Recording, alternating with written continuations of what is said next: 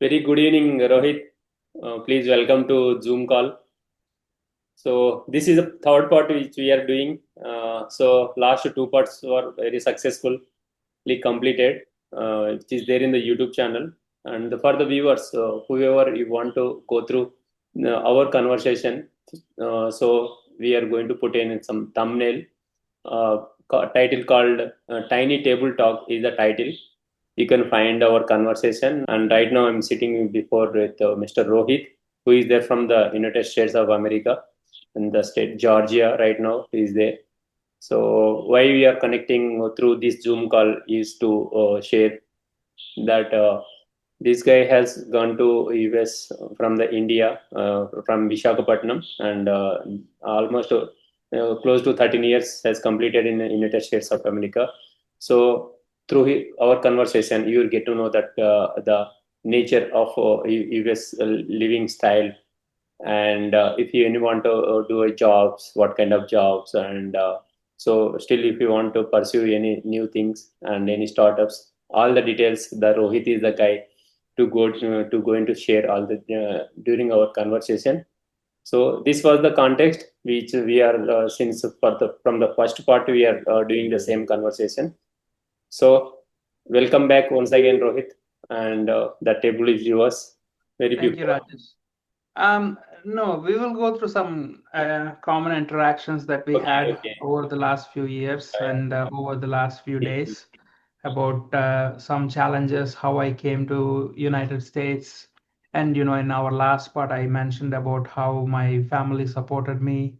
I made it to United States. So, we can go through some regular conversation of how I ended up because of Okay. from help from the consulting company, from help from CTC, and Mm. then my parents. Everybody helped me a lot in Okay. coming to United States, and also not just coming. Once you come here, it is a big culture shock. Mm. You Because in 2013, when I first came here, there is not much of social media. We only Yeah, had we are Facebook. going to there, Rohit. Sorry to interrupt. We are Yeah. going to there. Yeah, Okay, okay, yeah, yeah. So yeah. that I will explain you in the Yeah, yeah. Yeah, Rohit. Uh, Actually, it was a quite nostalgic moment which we had took last time, last part. So, straight away, I'm asking you one question for the this. So, you have shared that where you got the idea to go US, and who are the major support, and where you gone for learning the for preparation for TOEFL and GRE. Everything you have shared. But my question is here. So, but getting idea, getting the right institution to learn GRE and TOEFL the for the preparation is not enough until you decided to go through in deep. So, exactly how it gone? What, how you used to plan the day while you was preparing? How much time you took? These are the basic questions which I want to listen from you side. Yeah, sure. At that time, when I wanted to pursue my career for my master's degree in United States, I was already in my bachelor's at Geetham. So, Geetham, we used to have classes during the day from I think 9 a.m. to 5 p.m. or 4 p.m., 4:30 p.m. It just depended. It's So respected to your academics. yeah, that's Geetham. I was still pursuing my, I think, third year, second semester. So I was still in Geetham University. I was studying my regular classes. And, typically in India, what happens is we finish our university or college, whatever we finish, you go home, you get ready, change, and then you go and attend your institute wherever you're getting some training. So there are many institutes like that. People always finish their classes, their university classes, and then they go to the second phase, which they're preparing for. So just like me, we went for GRE coaching. There are other people who went for CAT or like CAT is for MBA, right? So just like that, there are other people who went and started taking classes for um, other higher things. Like maybe some people wanted to go for GMAT, I think so. And then um, there is an equivalent to getting a master's in IIT as well. I think that's GMAT. I don't remember exactly, but we used to go and attend classes from I think 6 to 8:30 or 9:30 at night. Um, and once that is done, we come back home, we try to read, but studying was not a big priority for us at that time. Like whatever you learn in the classes, you just put it on, you just try to memorize the or you try to understand what the concepts are in the classes, and then whenever you get some time, you try and study with for that. um, although I think I took about 2 or 3 months of 2 months of coaching, I think so, 2 or 2.5 months, something like that. But I did not put my full efforts probably like 2 weeks before the exam. So I know I will be taking my exam 2 weeks and on a specific day, and 2 weeks before that, I just stopped everything. I took all the material that I have. I started studying in a different way. For I have lost my interest in studies long time ago. When I went into Sainik school, I lost my interest in studies That's because very of long back. homesickness. Way long back. Yeah, I think when I was 10 or 11, I lost my interest in studies when came out of when I started living outside of my home. Okay. Because your mind is not on your studies. Your mind is somewhere else, your parents or something else. Yeah, that So I means lost that. that means you are there in the engineering at fourth final year. So already 7 years before you have lost in studies. Roughly Yeah, I 7 years lost it when before. I was sixth Oh, class, something like that. I was more interested in doing other things, or maybe, um, many kids, they don't even want to do anything. We just want to go, listen to something or watch something, study a little bit. I think that's the difference between Indian way of upbringing, or maybe some other cultures also have the same upbringing versus in any other cultures, is that in India, parents push you to study. Even if you don't have interest in study, they push you. They say, if you study well, you're gonna get better. You will get good jobs, and then you can settle down better. Versus in other countries, parents don't push you. They say, oh, if you don't like this, go find your passion, go find what you like to do, and then try to grow in that, in whatever you like to do. So okay. there is that difference. For us, we didn't have a choice. We were pushed to study, and then until you finish your 12th intermediate, and then you have to get into a college. That's I think that's a very common thing for anybody in India, because your parents are always pressurizing you. But I don't even call it as a pressure, because your parents are looking out for your better future. So um, I feel like as parents, it's their responsibility to push your kids and say, do this or do that, especially because as kids, we don't know like what is good for us or what we want. It is anybody has to navigate and figure out what is right for them. And as kids, we are very vulnerable to things that we see. Like whenever you like something that you see, you are very connected to it. You want to do certain things, not knowing whether it's the right thing or the wrong thing. So I feel like parents help us to make sure that you stay on track, do your basic needs, study the basic things that you need, just graduate with some sort of a bachelor's degree.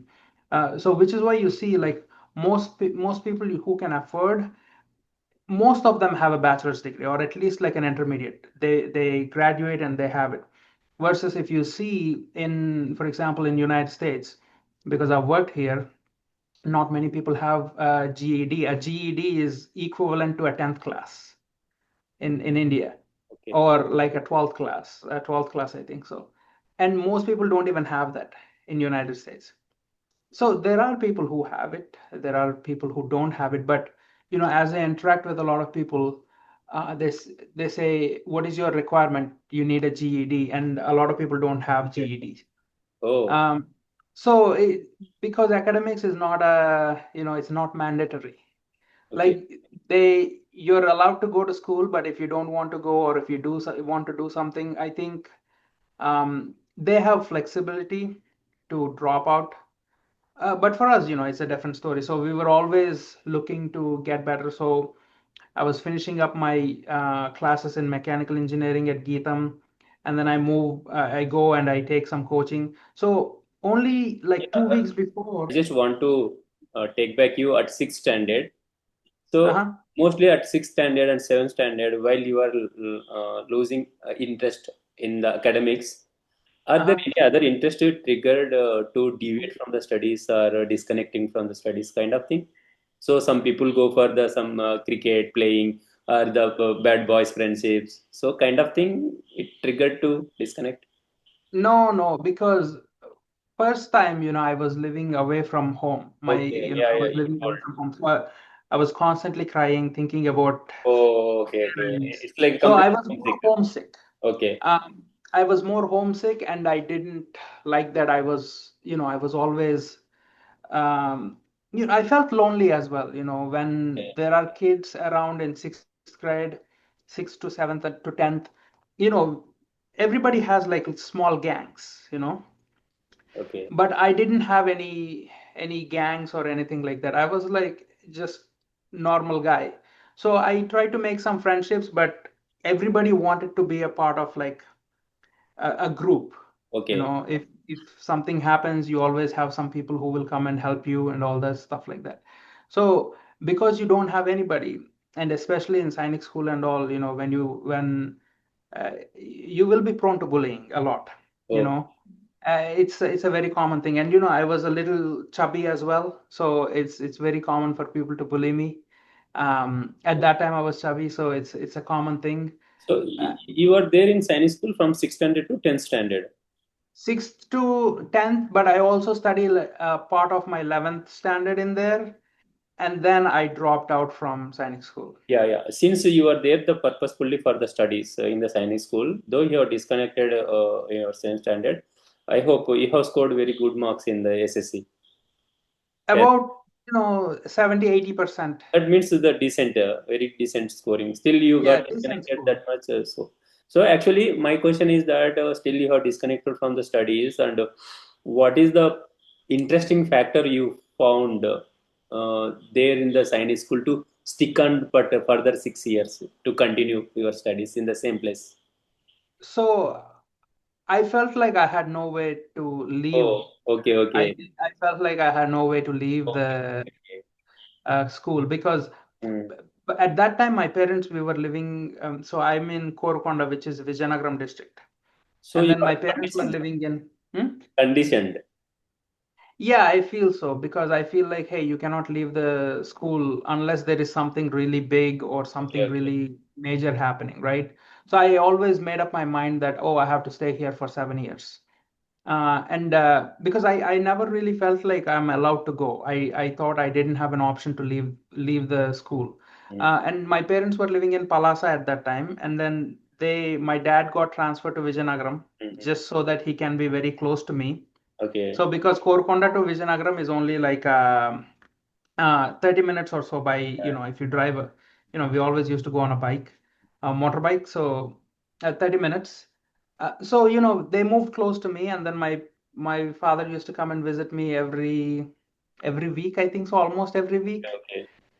Because he knows that I was always homesick. I used to go home and I did not want to come back to school. Um, but few things are, I didn't like some of the teachers in there. You get a lot, you get punished a lot.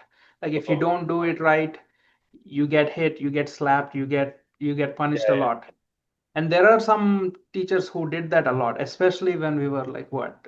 We were only like 12, 13, 14 years. And I don't know how teachers become like that, but they should understand that every individual is different, every student is different, and every student has a different grasping capability. But what teachers always thought was like, hey, you know what?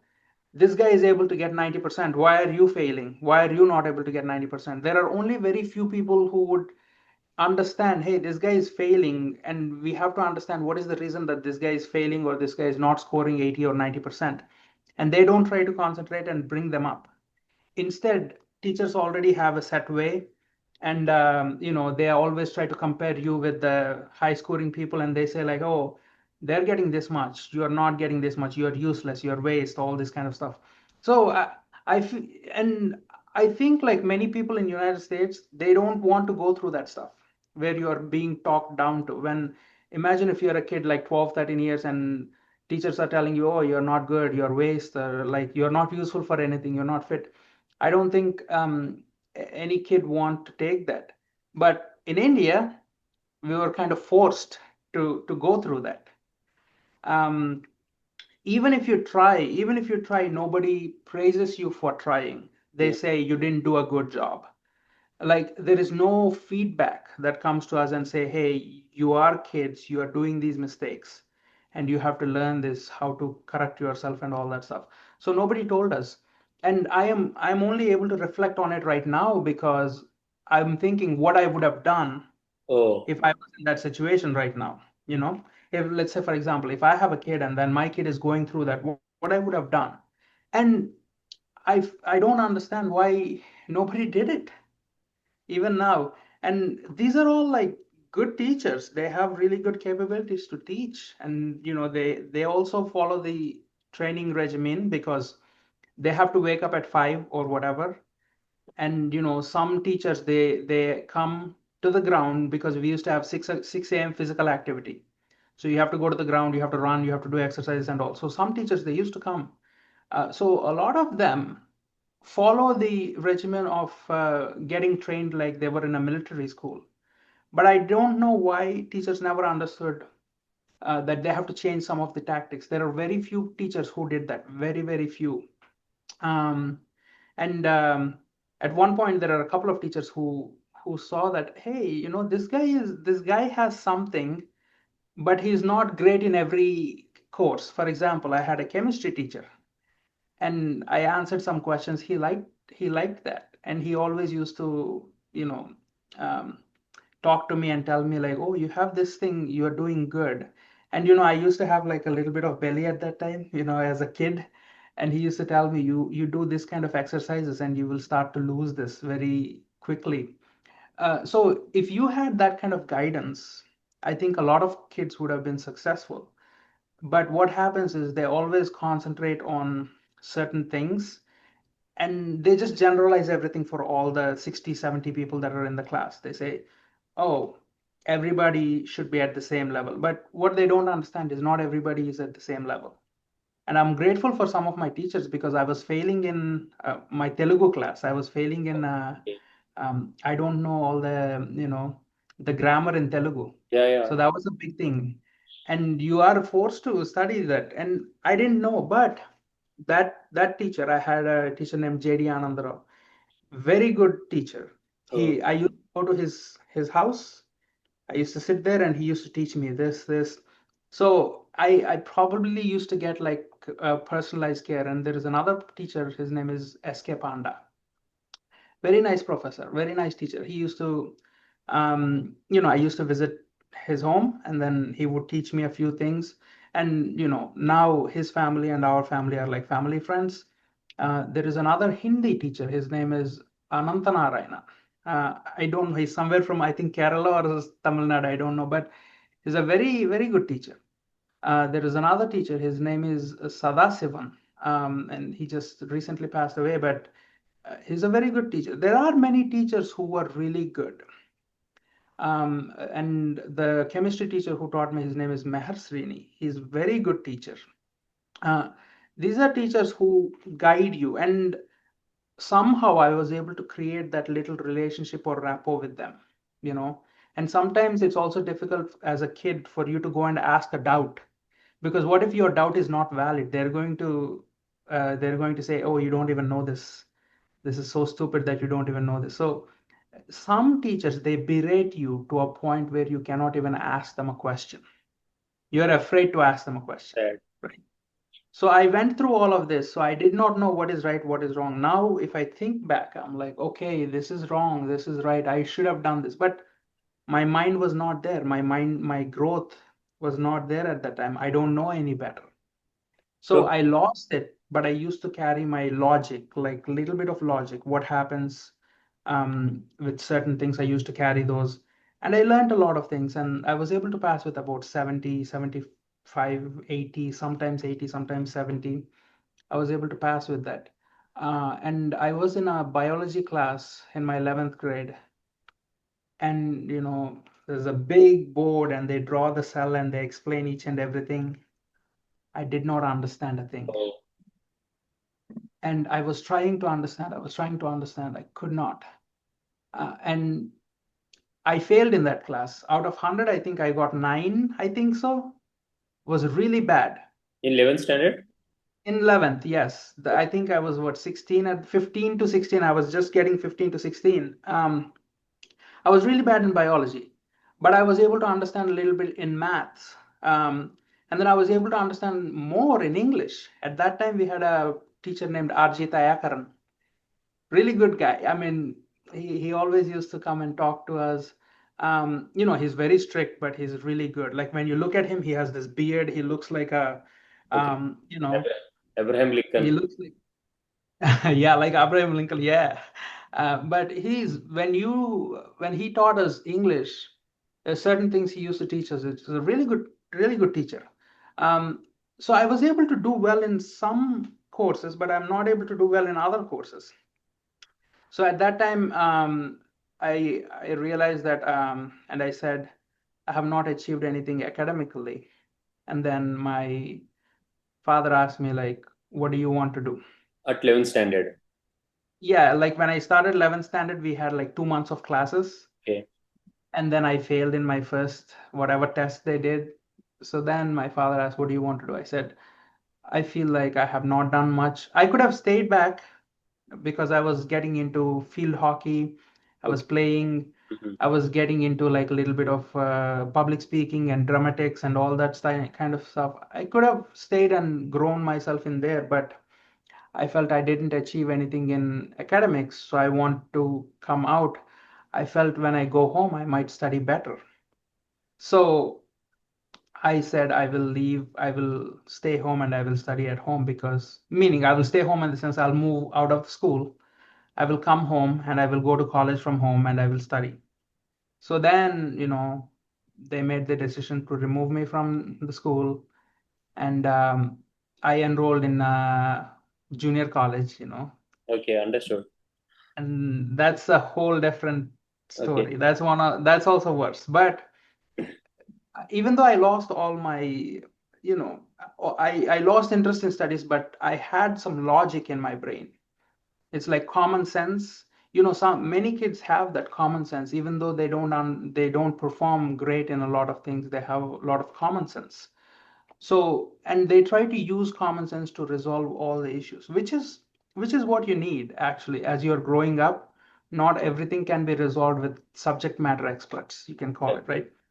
So, Rohit, I'm still want to stick at a 6th and 7th standard phase.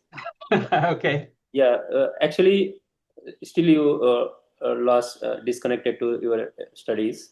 And are there any stress buster kind of thing like doing painting and chatting with the friends and making other relations with the surrounding people in your school kind of thing? You consciously did any effort to come back to the normal from those? Uh, did I do any effort? So, training regimen in Sainik school is very different, right? You have to wake up at 6 in the morning. You are No, early, 5 in the morning. you are early riser No, I was not, but I and have to. early sleeper. Early sleeper, late riser. Okay, okay. But So, how did you fit in that the disciplinary chart? again, you're forced to. I Oh, like okay. sometimes, we were supposed to go to bed by 10, Mm-hmm. and then you have to wake up by 5. Okay, But, sometimes the housemaster, you have a housemaster, one teacher in charge of the house. okay, okay. And we used to live, so we used to have 8 houses in the school. So 8 blocks Yeah, of yeah. separate houses, Okay, and each house has 2 dormitories, two sides. okay. So you have beds opposite to each other, and you have a small cupboard, and you just sleep in that dormitory, right? Uh, so there are 8 houses. Each house has a housemaster. and then there is a vice captain, and there is a captain of the house. And then you have up every class, like sixth and seventh, sixth class they stay, and then a few seventh class members will say stay in that house. So because you have juniors, and then you have 1 year senior to you, and then you have house captain and vice captain, and then a housemaster. So this is how Okay. usually the arrangement is in Sainik schools.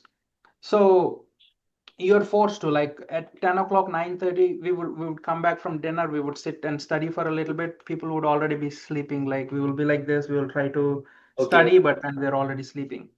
And sometimes they make you wake up, they make you stay up until like 10:30, 11, depends on that time. So you are just forced to stay. Like, if you sleep, you sleep. Sometimes they get punished, sometimes they just let Okay. it by. And So how hard it was while waking up in the morning at 5 a.m.? How hard it was? it was hard. It was hard. But I think, as you're like in the teenagers, like between 10 to 16 or 15, you're forced to, and once you're up, you're already running, you're already doing something.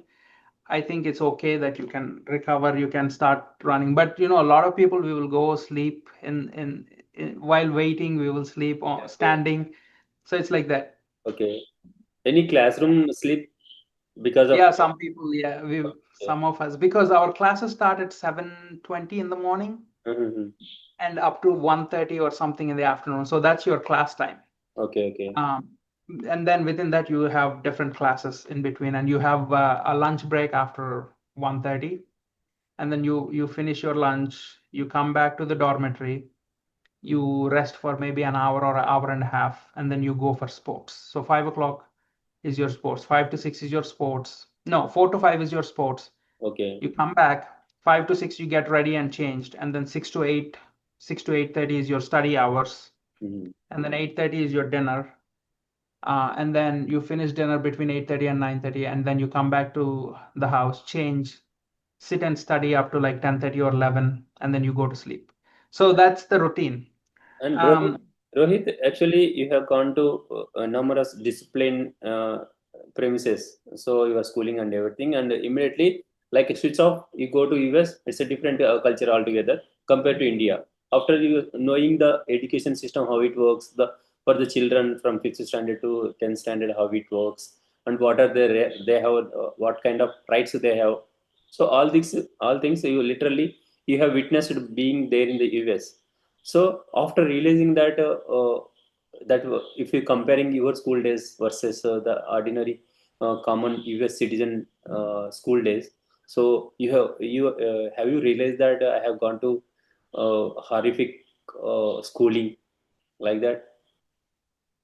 no, I don't consider that as horrific schooling, because I feel, yes, there is a lot of forcefulness to study. I was put in situations where I'm forced to study, even though I have no interest, but I still feel like that was necessary for me to become who I am today. Okay, okay, Because you have to go through that phase to become somebody, to get here. If I didn't go through Sainik school or whatever, if, for example, if I would have, imagine this, right? If we had the same system as United States schooling in India, and I was already in India, I wouldn't have done any better. Like, I wouldn't, because there's no pressure to study. I would have looked at other things. And especially in that age where you're 15s and 16s, you're already looking to, like, revolt against your parents. You feel like you know everything. You feel like your mind is free, like you can do whatever you want. When you have that mindset, I don't feel like it's easy um, to make it out intact. For example, to have a good consciousness, to have some knowledge, to possess the skills to study further. I don't think it would have been possible. So I don't look at it as a horrific schooling system. Certain things could change, in terms of how teachers treat children, how things are taught. Because if you go to any class or any university, sorry, any school in India, you have a you have 100 students, and you tell them the same thing, and you are always like, coaching this one after this one, you're pushing everybody to study, but what you have to understand is not everybody can grasp it at the same time, right? Not everybody can understand things the same way. So things could have been different in terms of the approach by the management, but they don't care. All they need is 100, 200 students where they're paying so much money to the school, because education system, they all make a lot of money, you know, Okay. and uh, and they give the same training, and they say like, oh, we're doing the same training for everybody, which I feel is good, but at the same time, I don't think the grasping power or the level of intellectual ability for every student is the same. Okay. Um, Understood. Now, after knowing all the schooling system exactly in the quite opposite side of India in the US, so you get a chance to wearing the boxing gloves and you want to punch one skilled teacher. So, what would be your option? But sometimes you had a very bitter experience for very small things. It's a really I have, thing. if I do, I have to punch one teacher. I wouldn't punch anybody. I do have one name in my mind, but Oh, that's because that's because that teacher is horrific. He had one or two people that he liked, and he didn't like anybody else, and he's always like, oh, he would compare them with everybody, and he's like, oh, you're not doing good, you're not doing good. And I feel like his way of teaching or communicating is always like he wants to come to the class and he always wants to punish somebody regardless of what it is. I oh, don't think he's ever in a good mood. I don't think he was ever happy to work. Maybe he was forced to work, because what happens is, when you're an adult, when you are like, they're already like in their 30s, 40s, whatever that is, right? If you have frustration in one area, if you're frustrated at home, you cannot take your frustration out at home. You have to take it out somewhere else, right? And maybe that was his mentality, where he's not able to take it out at home. He would come and take it out in on okay, students. okay. Maybe that's his situation. I cannot judge it now, but he was he was terrible to many students, not just Oh, one, not just me, many students. So anytime his class is happening, you will see like 10, 15 students outside doing some sort oh, of a punishment. It's because that's the way he used to deal with it. And I cannot really say what what was going on in his mind. And even if you try to say something positive to him, right? Like, for example, like I came out and I came out and I started studying for IIT, whatever, in a junior college, right? And I said, he asked me, "Oh, what are you doing now?" I went back for a school reunion or something like annual day. If you are every year there is a school annual day. Okay, so because my friends were still in school, and was not doing 11th and 12th, right? So I visited them once, and I met the teacher, and he asked me like, "Oh, what are you doing?" I said, "Oh, I'm going for IIT." I said, I did not know how to say it better, right? Because my English was not that good. I said I was going for IIT, and he was like, "Oh, IIT, where?" I said, "I'm studying, sir. I'm studying for that." And he said, "Oh, you're preparing for IIT. Say it like that. You're not there yet." As oh, if like, oh, you don't care. It's the same thing. That's so. I think in my eighth class, I don't know how to speak good English at that time, right? And I went to the school doctor. He gave me a pill. Something happened to me, and he gave me a pill. I have to take the pill, right? So I did not know how to ask in English. Like, I have a tablet. I have to take it, right? I did not know how to ask in English.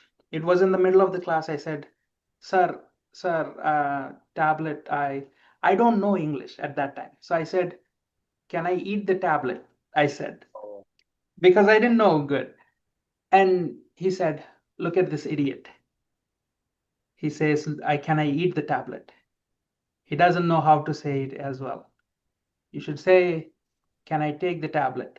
So there is a difference in approach where a teacher could have corrected and say, "Hey, you don't have to say, 'Can I eat the tablet?' You should say, 'Can I take the tablet?'" That's the right way of saying. Versus you get cursed. And that is why I'm afraid to even ask something in his class. I would have said, okay, Yeah. okay, good. Yeah. So as I was saying, the approach to teach students could have been a little bit different in India, because I feel like many teachers don't get the adequate training, and also because you don't have, although you have child protective services or whatever in India, here there is something called child protective services in United States. Okay. If you are misbehaving with a child, if you do something, if you slap them, if you hit them, if you talk rude to them, they will call child protective services immediately.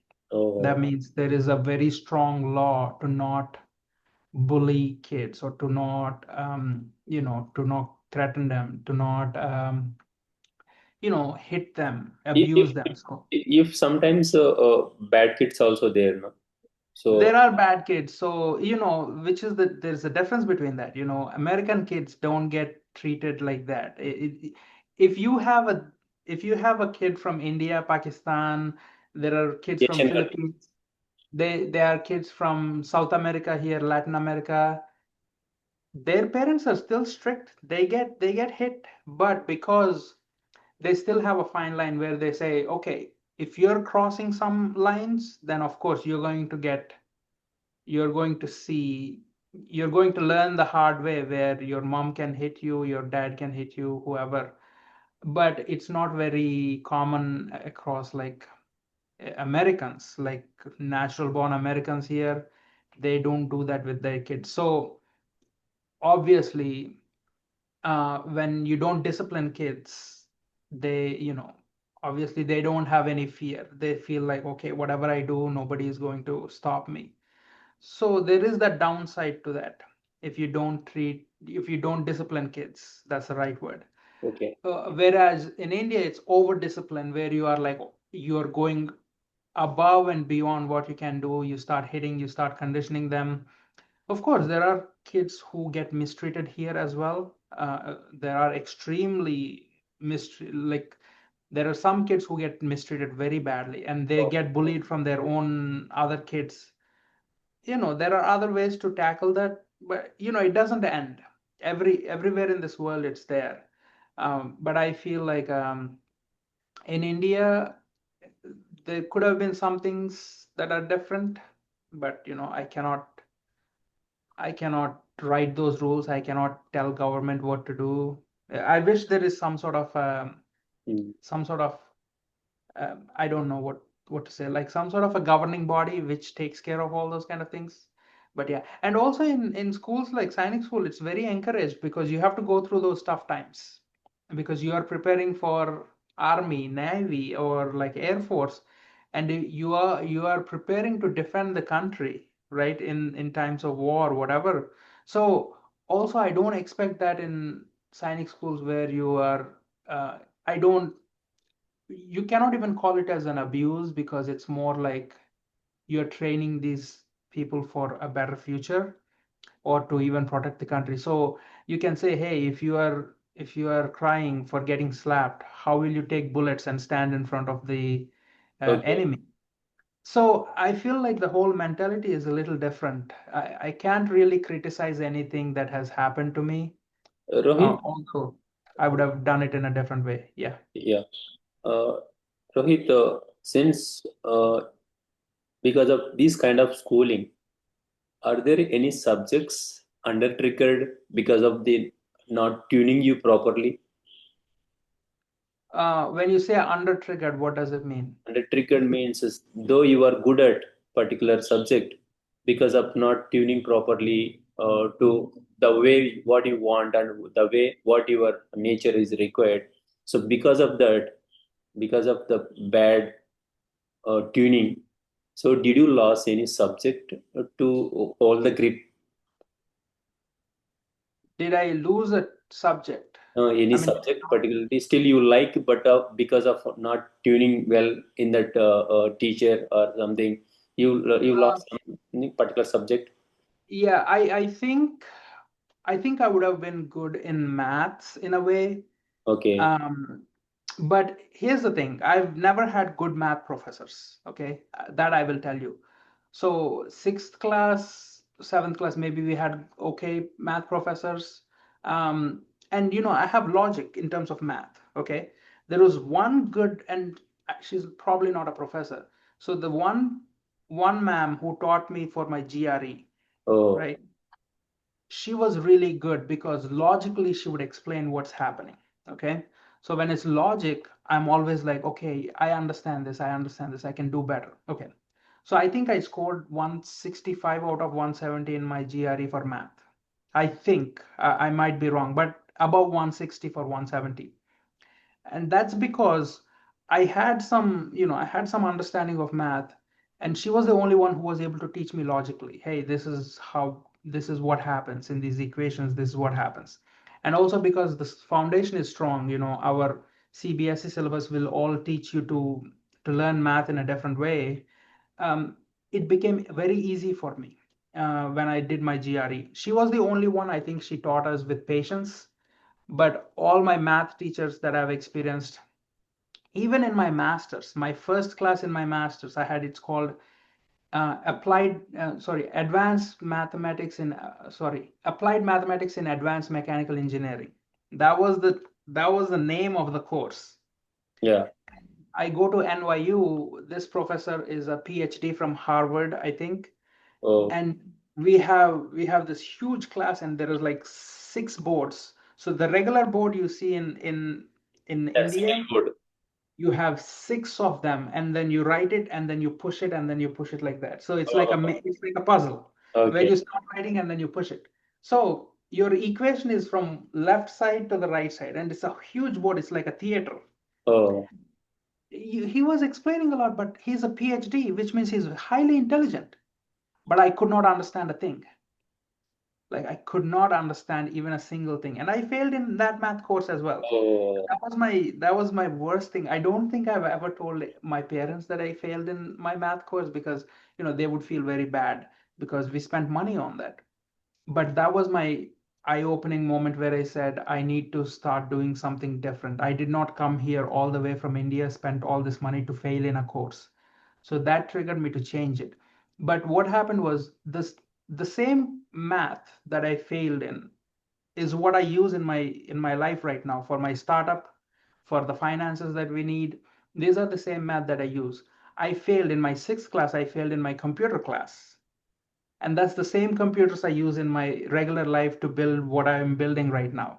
So the thing is, I might not have been good at a certain point in that course or subject at a time, but when you find the right people who will teach you all these things, or when you find the circumstances that are right, you can definitely develop that. I wish I did a little bit more in chemistry because I loved chemistry. There are some really good chemistry teachers that taught me, but chemistry was too confusing. I did not like physics as well. I couldn't understand a lot of physics. So math and physics were like really difficult for me versus logical reasoning or like simple math, English, or other things. I was able to do much better. okay. Did you realize that the foundation is missing because of some teachers kind of thing? Do you believe ever? There is a little bit of a gap. I can say that there Mhm. is a little bit of a gap because not everybody starts teaching you from the basics, or some teachers expect you to. For example, if you're already in eighth class or ninth class, right? Teachers already expect you to know certain things. Mhm. Okay, so we don't know what like, but not everybody is at the same level. So yeah, of course, some teachers could have started, but also you understand that they have very limited time. You cannot teach everything. Okay, Like okay, you have maybe 3 or 4 months is your one subject, and you get like so many classes, and you have to teach it within that. You have syllabus you have to cover and everything like that. So of course there are certain teachers who would take time, and then towards the end they rush it. They're like, you have to complete this syllabus, we have to get this done, so we will do this.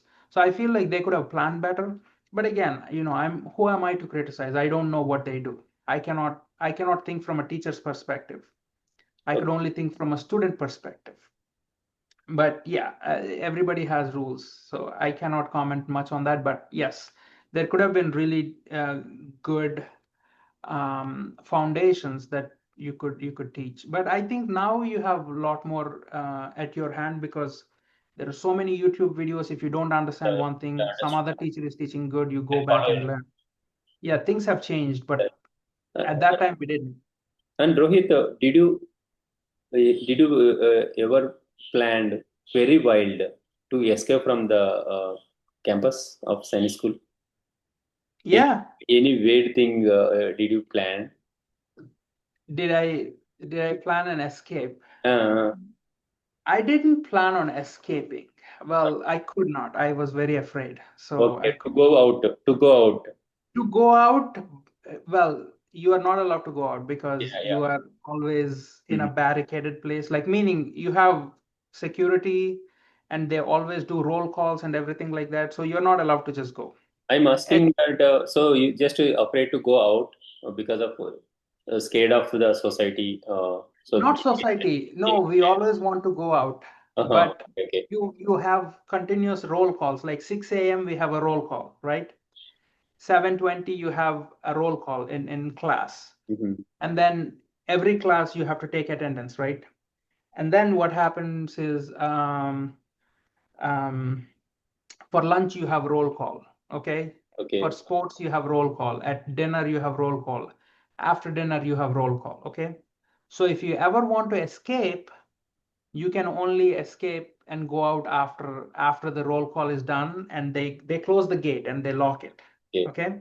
There are some wild things that we do, but not like you cannot escape and go away. It's Okay, Rohit, because of these studies, are there any skills that apart from your academics, are there any skills got suppressed? I don't know if anything got suppressed because I we had opportunity to explore a little bit. Like for example, in Sainik school, you were allowed to go for outside NCC camps. You were allowed to go. I went to for like trekking and mountaineering expeditions. I went. Camps? You can also go for shooting camps like that. I was a part of the orchestra as well, where I was playing guitar. So we would go and play, like here and there we can play. So at that time, MVGR, who's that person? Like Gajpat Raju, right? Yeah, Yeah, Tirupati. MV Gajpatraj someone. So his daughter, they had a wedding and we went to play at that wedding, like I think 3 or 4 songs or something. I don't remember. But we went. We all went. Um, so sometimes you can go and explore. I wanted to learn guitar a lot. Like I played a little bit, but I Hmm. don't carry it right now with me. Um, but that gave me an opportunity to explore. Okay, I did not know what I had. Like I could have, you cannot say skills were suppressed because I don't know what I had, what skills I had. okay, okay. I would have loved to play a lot more cricket, but at that time, football is more encouraged Hmm. in our in the school. So right off the bat, when you join sixth class, they give you a football and then you just have to play.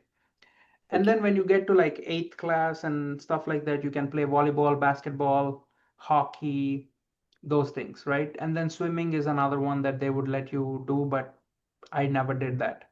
Um, so I only started getting interest in hockey, I think in my ninth class or 10th class, something like that, when my school team went for South Zone and they won. They went to Interzone and they won. So I was like, oh, this is really good. I want to be in that as well. So then I started practicing field hockey. But okay, other than that, um, I don't know what skills I would have explored. But it was a really good platform for me to explore a lot of things. I okay, did shooting and firing, which I was good at. But okay, okay.